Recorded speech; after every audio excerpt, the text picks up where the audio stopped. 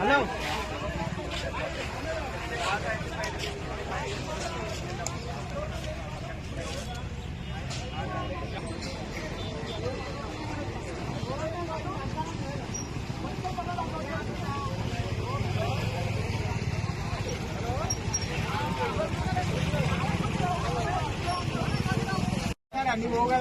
ఒక్క మిల్లు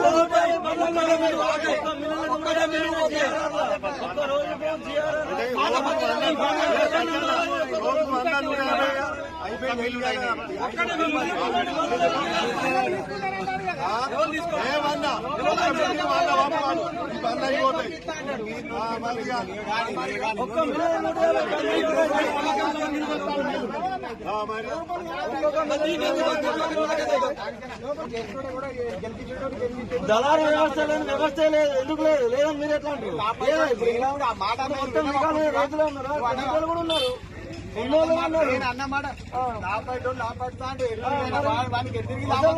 నష్టపోతాడు.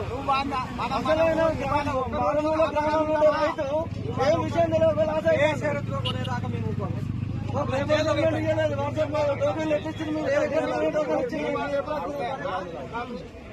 రాత్రి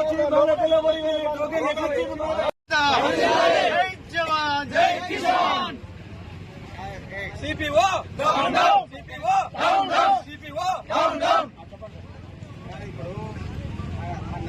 market committee ఏరియాలోని మొత్తం ప్రతి రైతుని బేషరతుగా కొనుగోలు చేయాలని ప్రతి రైతు కోరుకుంటున్నారు.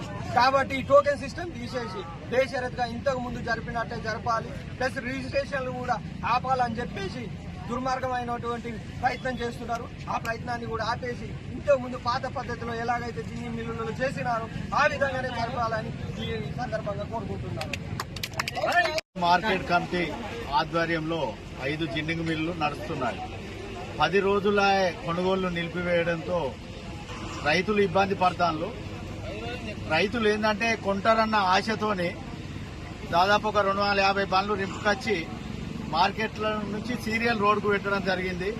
కానీ సిపిఓ నేనేదో టోకెన్ సిస్టమ్ 40 కొంటా అంటాడు. కానీ మా రైతులు 40కి ఒప్పుకోరు. మొత్తం బండ్లను ప్రతి జిన్నింగ్ మిల్లుకు పంపాలని మేము ఈడ రోడ్డు మీద ధర్నా చేయడం జరుగుతుంది. కానీ ఈ సిపిఓ గాని, సెక్రటరీ గాని, కలెక్టర్ గాని ఎవరన్నా వచ్చి రైతులకు న్యాయం చేయాలి. ఈ టోకెన్లలో కూడా కొందరు బ్రోకర్ గాళ్ళ బండ్లున్నాయి.